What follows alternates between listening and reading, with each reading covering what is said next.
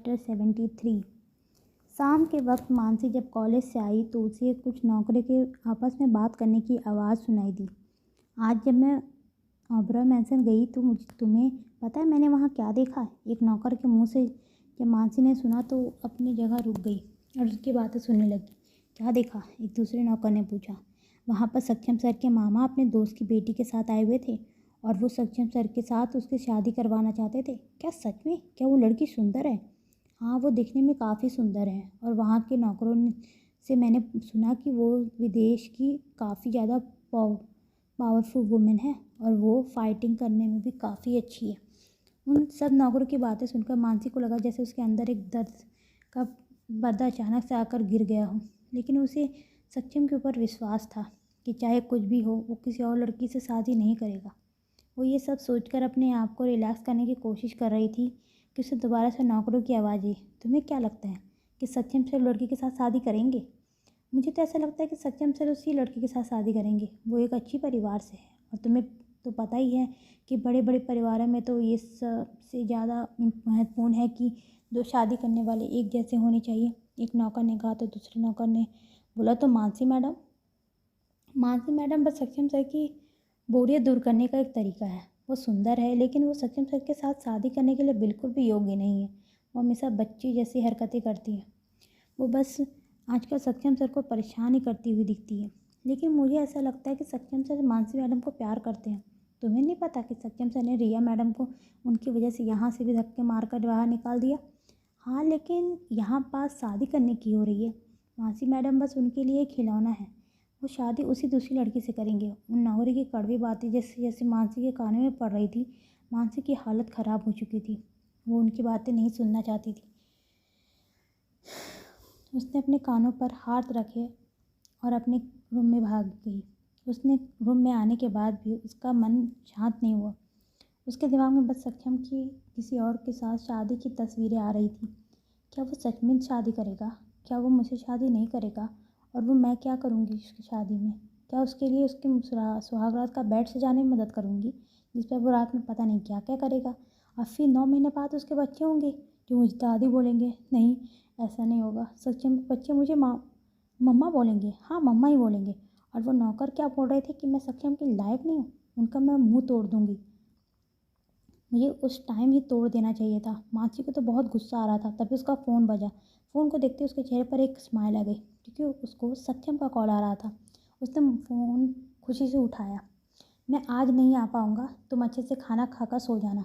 मानसी के चेहरे पर जो थोड़ी देर पहले मुस्कुराहट आई थी वो गायब हो गई। वो कुछ बोलना चाहती थी लेकिन सक्षम ने तुरंत फ़ोन काट दिया।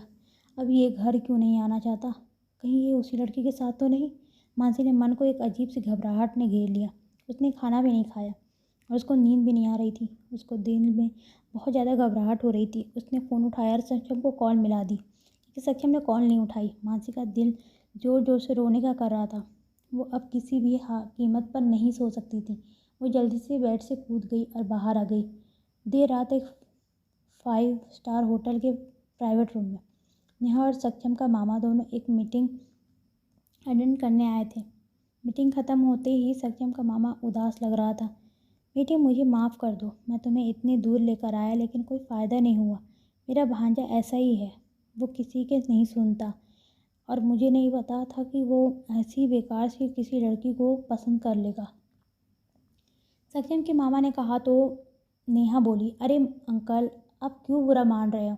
इसमें आपकी कोई गलती नहीं है और ना ही सक्षम की। अगर उसको कोई और पसंद है तो उसका सम्मान करती हूँ और बात रही मेरी तो मैं किसी से भी शादी कर लूँगी।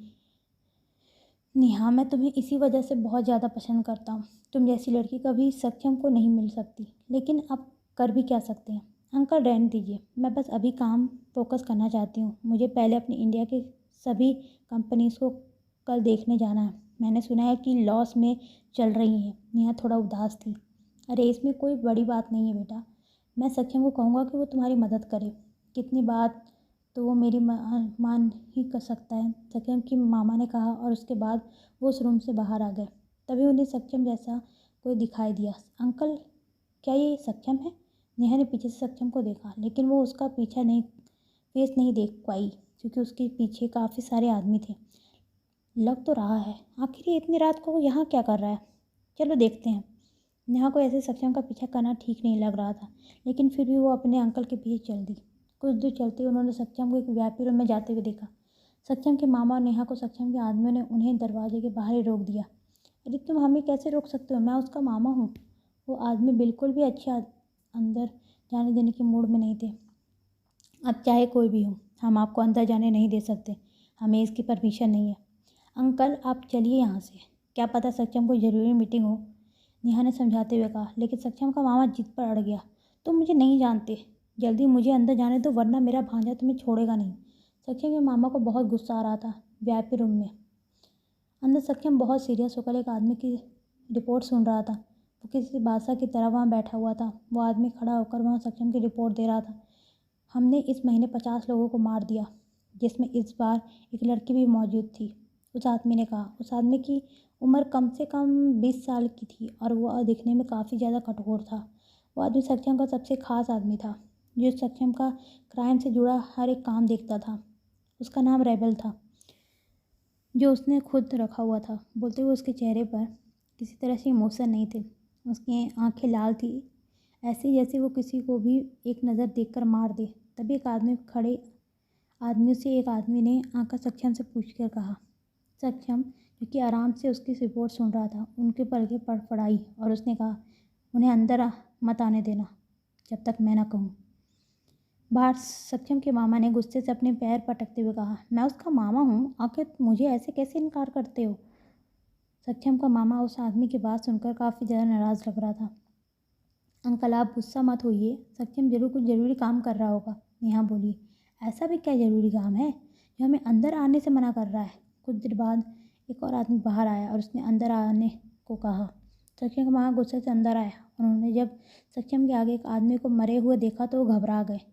उनका ये भांजा सचमुच बहुत खतरनाक था। उनके शब्द जो अभी भी सक्षम को भला बुरा कहने लगे थे, उनके गले में ही रह गए। और वहीं नेहा भी हैरान थी, लेकिन उसने कुछ नहीं कहा, क्योंकि वो जानती थी कि सक्षम को जो लोग पसंद नहीं आते उन्हें मार डालता है, तो बहुत क्रूर है।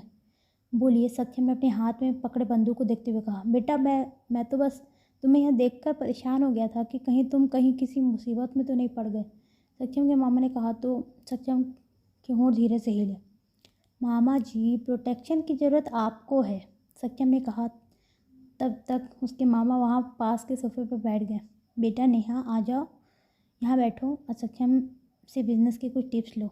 नेहा उसकी बात मानते हुए वहीं बैठ गई, जबकि सक्षम की आईब्रोज आपस में हिली। उसका चेहरा काला हो चुका था। रेबल ने जब उसका चेहरा देखा तो उसने सक्षम को कुछ इशारा किया। सक्षम ने उनके सामने पड़ी लाश को देखा तो रेबल समझ गया कि सक्षम क्या चाहता था। कुछ ही देर में वहाँ से सब कुछ साफ हो गया और कुछ ऐसा लगा जैसे वहाँ कुछ हुआ ही ना हो। सब कुछ साफ हो जाने के बाद नेहा ने धीरे से कहा, सक्षम क्या तुम मेरी मदद कर सकते हो। सक्षम ने जैसे नेहा की बात सुनी तो उसने अपनी नज़र घुमाई। तभी किसी ने ज़ोर से लात मार कर दरवाज़ा खोल दिया। साहब ने अपनी नज़रें उस तरफ घुमाई।